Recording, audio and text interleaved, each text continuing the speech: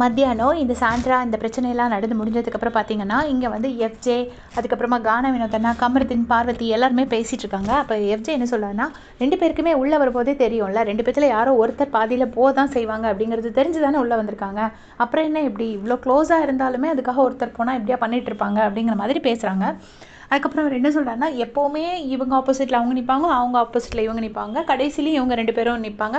அப்போ வாங்கிட்டு இவங்க 2 பேர்த்துலேயே ஒருத்தர் 50 லட்ச ரூபாய் வாங்கிட்டு போவாங்கன்னா, நம்மலாம் சும்மா இருக்கிறதுக்காக வந்திருக்கோம் அப்படின்னு சொல்லிட்டு எஃப்ஜே சொல்கிறாரு. ஸோ இது வந்து ஃபஸ்ட்டு வீக் சபரி வந்து டைட்டில் வின்னர் ஆவாருன்னு சொல்லும்போது கானா வினோதனா இதே வார்த்தையை தான் சொல்லியிருப்பாரு. எல்லாருமே நீங்கள் சபரி சபரின்னு சொன்னால் அப்போ நான்லாம் சும்மா இருக்கிறதுக்காக வந்திருக்கேன் அப்படின்னு சொல்லியிருப்பாரு. அப்போவே நான் பார்த்தேன் எவ்வளோ கான்ஃபிடென்ட்டாக சொல்கிறாரு அப்படின்னு நான் நினச்சேன்.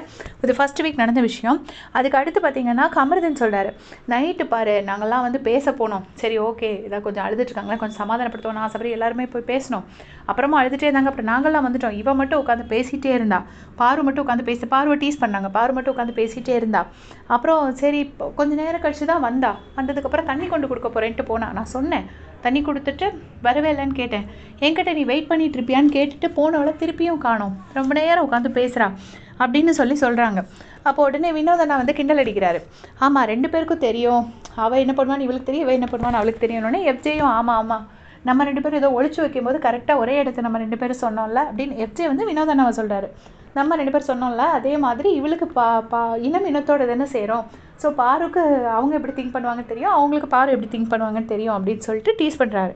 உடனே வந்துட்டு பார்வதி சொல்கிறாங்க, ஹே அப்படிலாம் ஒன்றும் இல்லை, வேணாம் அவங்க 1 மாதம் ஷோ பார்த்துட்டு வந்திருக்காங்கல்ல, நான் பண்ணதை பார்த்து அவங்க பண்ணுறாங்களா இருக்கும். பட் எனக்கு இயற்கையாக நடந்துச்சு, நான் பிளான் பண்ணி இவங்களெல்லாம் ஃபேஸ் பண்ண வேண்டி வரும்னு நான் நினச்செல்லாம் பிளான் பண்ணி வரல. இங்கே வந்த இடத்துல எனக்கு நடந்தது, நான் அதனால் தனியாக ஆனேன்.